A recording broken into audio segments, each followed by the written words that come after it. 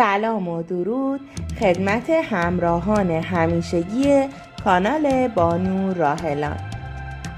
همینطور که میدونید همه خانم ها دوست دارن که موهاشون رو هایلایت یا مش کنن و یه تنوعی ایجاد کنن، اما به خاطر شرایط سخت اقتصادی عده‌ای نمیتونن این کار رو انجام بدن.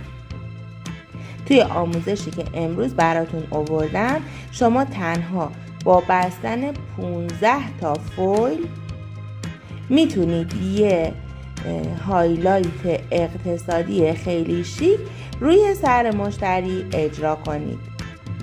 تا انتهای ویدیو با من باشید. قلب سفیدم رو قرمز کنید و به من انرژی بدید تا با آموزش های بعدی با انرژی بیشتری در خدمتتون باشم. با هم ببینیم.